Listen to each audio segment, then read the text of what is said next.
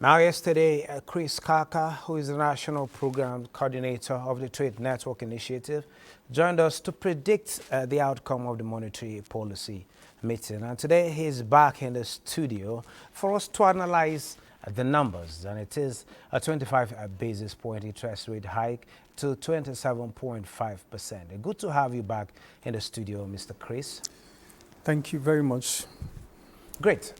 The elephant is still in the room. Talking about inflation and interest rates are on the rise again. What was your initial reaction to possibly the postulations as to whether the rates are going to be retained or reviewed upwards? And when you saw the numbers, what's your reaction in general? Okay, thank you very much.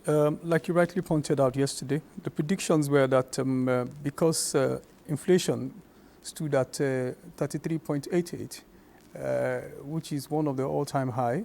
The central bank had no other option but to also raise the monetary policy rate to also address that particular one. If you remember the last three meetings, the last one was about 250 basis points when they moved it. The one after that was 100. And the last one that was held in September was by 50%. And we're surprised at this one. I was even expecting something higher. And what we have now is just about 25% basis points, which moved it from 27.25 to 27.50. You also realize by that particular number that the central bank, there is a reluctance on the part of the central bank to also continue to increase interest rate. But it has no option because it needs to actually address what is really going on ground. And if you watch other statistics, cash reserve ratio has been retained the way it is for deposit money bank, it remains at 50. Merchant banks 16% from 14%. Liquidity ratio has remained the same. So you will find that all other ratios actually remain the same except the MPR itself. So for me, I think the central bank was being modest when it then said we only do a 25% as it were. But it was important that the central bank did something. Having said that, is to realize that the inflation we have at the moment, naturally, if we never had a crisis, festive periods like this will always have inflation because there is a lot of pressure in whatever is in the market there. So that is added to what we have currently that is giving us the 33.88% inflation. But I think they've done well and they've been conservative in terms of the MPR increase itself.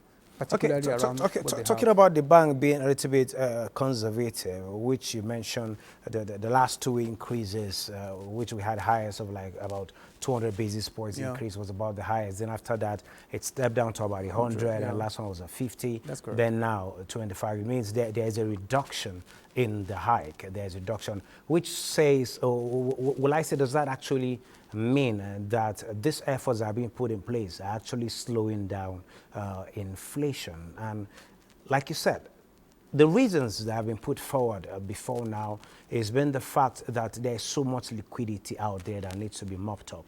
But you also alluded just a moment ago that festive periods like this are actually characterized by some of this inflation, which we've witnessed from the last figure of 33 upwards.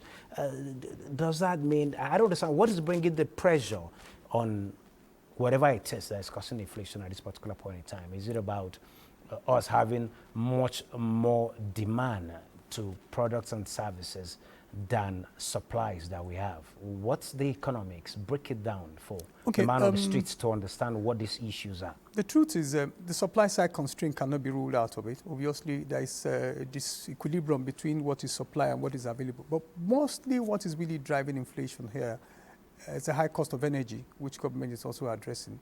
Beyond that is the fact that we also have an inflation, the headline inflation which we have, one, producing food now, the cost of production of food, insecurity is part of the reason. I'm sure government is addressing it. But more importantly is the fact, and which is of concern to the central bank, is that we also have imported inflation. The argument is, if you import a commodity into this country, because our naira has been devalued, it will arrive in this country very expensive.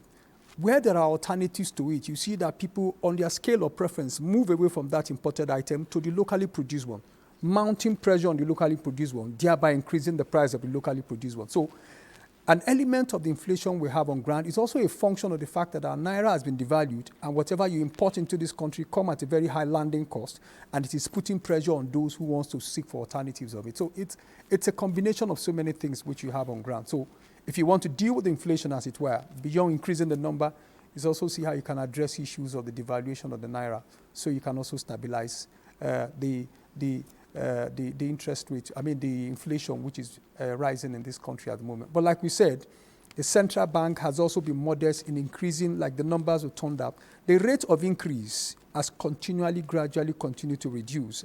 And you must also give it to the central bank that its hands are tied. There's not much to do, but they needed to increase it. So they put a little, just 25% on it.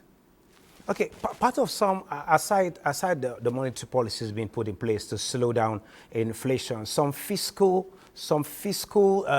measures have actually been brought in to ensure they complement what the CBN is doing. In doing so, we've seen waivers given to some food items that are supposed to be imported into the country. But yet, we see even in the numbers of imports, it's reducing as Nigerians are looking inwards to see the alternatives to these imported products. As you've rightly alluded, the cost of transportation, the exchange rate is not actually favoring us, talking about the naira to the dollar. Now with the pressure on what is available, how should we go about it? Where should we go from now? We've been talking about increased productivity, but again, the lending rate is also high.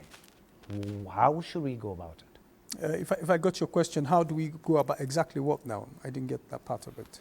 Now we have pressure on the alternatives we have in country. That's yes, correct. Ordinarily people will tell you increase production, but how do we increase this production when the lending rate from the commercial banks is actually going high? Okay. How do we balance up? Fine. This is the way it goes around. I think the central bank has done it at a point in time. See, for consumptions, you can disaggregate the rates that you've actually increased, and they've done it at a point in time. For the productive sector, you can give them a little marginal increase in the rates. Give them a concessionary rate so that they can continue to produce, and don't put a flat one like the MPR is like a basis that defines the interest of lending and borrowing by the deposit money banks and other financial institutions. And so what is really going to happen is that if you reduce that for the productive sector, and that for consumption might remain where it is, you might be doing well to increase production, and then still find a way to increase productivity, which is what I think the central bank may need to do at the moment. But having said that, is that there are plans also on the way, which I'm aware of the central bank trying to see, the government, like you announced, is actually now trying to see that the Port Harcourt refinery is now brought back.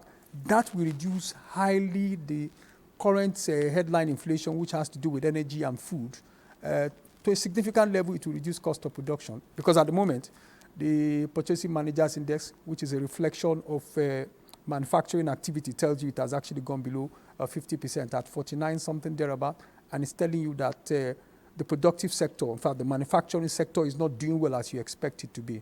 And we expect the central bank to also look for concessionary interest facility to give to them so they can continue to produce and meet the excess demands that is going on at the moment. Okay, now that we're talking about those factors responsible for retaining inflation, as it were, or allowing it to grow. You mentioned energy as one of the issues. Yes, it's food inflation. Energy is actually the cost when you alluded or you connected with transportation. Now that the Port Harcourt refinery is up and are running at this point, what should we expect? Should we expect any impact going forward? The fact that the Port Harcourt refinery is actually running, whether it's at full capacity or not, I think that's one of the best news. 70% of the 60,000 installed capacity there. That's the best news anybody must have actually gotten this year. And the impact it will have, that it will actually bring down the cost of production. Economic activities will definitely pick up. With the fact that that's because it has been one major reason why inflation has continued to rise. And if you can tackle that particular problem, I tell you that cost of production will begin to come down, consumption will increase, supply will also increase, and I think the economy will begin to gradually pick up. That's the way I would like to see it. It's a good news that cannot be denied by anyone. So now we have a Port Harcourt refinery up, complementing what Dangote is already dishing out. Should we expect more of these refineries coming on? And when they come on, in the whole, what should we expect for the economy? In the whole, what we should expect for the economy is that we expect, standard of living ordinary Nigerians to improve, because if you go out there and ask them questions, everything looks ridiculous. Yesterday, I was hearing that the GDP was actually rising. And for me, I said here in your studio that the GDP does not reflect the realities on ground. And that you needed, it's only when you want to do cross-country comparison, you might be using the GDP, that what you needed to do is to look for something like the prosperity index, which will tell you that the reality on ground is this. These are the statistics. Because the GDP is actually misleading. The truth on the streets is that Nigerians are really suffering. And with what is going on ground now, I can assure you that Nigeria will heal a sigh of relief that economic activities are picking up. Because you see this energy thing, it's affecting everything. It is. The woman who owns one small blending machine that brines pepper is also affected. Practically everybody is affected by it. So if you can do that and also see how the central bank can stabilize the exchange rate, I think it's doing that now.